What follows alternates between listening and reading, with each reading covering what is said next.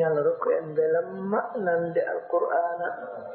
yalla rokku en dakamme jangugol alqur'ana e dakamme nande qur'ana ina jange yalla hebbinir ɗum ɓerɗe meɗen yalla sembinir ɗum limanagal meɗen yalla sembinir ɗum limanagal meɗen yalla sembinir alqur'ana limanagal meɗen yo Allah sembinir ɓerɗe meɗen sembe alqur'ana yalla renir en nden ka o reniri alqur'ana karamihi wa judihi wa fadlihi innahu waliyu dhalika wal qadiru alayhi yalla waɗ en julɓe moƴƴuɓe yo Allah waɗ en julɓe moƴƴuɓe yo Allah waɗ en julɓe moƴƴuɓe ɗum dañoto hande tan koye baɗgol Allah dañoto hande tan koye dokke Allah wonde julɗo moƴƴo dañoto hande tan koye dokkugol Allah e baɗgol Allah yalla waɗ en julɓe moƴƴuɓe yalla waɗ en julɓe moƴƴuɓe bijahi nabi Mustafa wa ashabihi barakati cheikhna Ahmad Tijani yalla laɓɓin terɗe men ɗe dendagal goofi Allah yalla laɓɓin terɗe men jeeɗiɗi ɗe fof e dendagal sifaji goofi Allah yalla laɓɓin terɗe men jeeɗiɗi ɗe fof e dendagal sifaji goofi Allah yalla laɓɓin ɓerɗe ɗe e dendagal miijoji goofi Allah yalla laɓɓin ɓerɗe ɗe aduna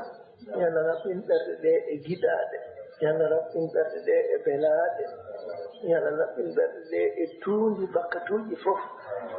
jahi nabil Mustafa wa ashabihi barakati cheikhina Ahmad Tijani radiyallahu ta'ala anhu ya Allah waɗ en tijaniyankoɓe ya Allah waɗ en tijaniyankoɓe kala no mbaɗen ya Allah waɗ en tijaniyankoɓe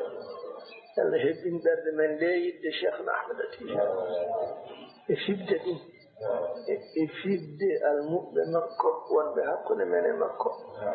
ya nabil Mustafa wa ashabihi ya Allah addu jam e aduna he fof yalla ittu hare e aduna he fof yalla ñiffitna e aduna he fof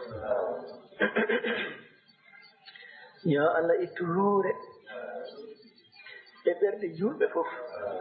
e hakkundeji julɓe fof yalla ittu luure e hakkundeji julɓe fof yalla ittan leñol ngol luural yalla ittan leñol ngol luural yalla ittan leñol ngol luural yalla dannugol e luurde yalla dannugol e luundade yamirore Allah yalla dannugol e yaltude e sunna nelaɗo Allah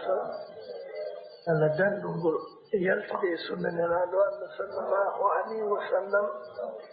yalla dannugol e dendagal goopi e keeferu e faafigago e naafigago bi karamihi wa juudihi wa fadlihi dendagal ko Allah tagno yalla jaɓan ɗum dewe mumen Allah so yimɓe so jinneji so ponji so leɗɗe so kaaje so dendagal ko Allah tagno yo rew ɗum yalla jaɓan ɗum ko rewata Allah ko yalla jaɓdu ɗum heen bi karamihi wa juudihi wa fadlihi innahu waliyu dhalika wal qadiru alayhi allahumma salli ala rasulillah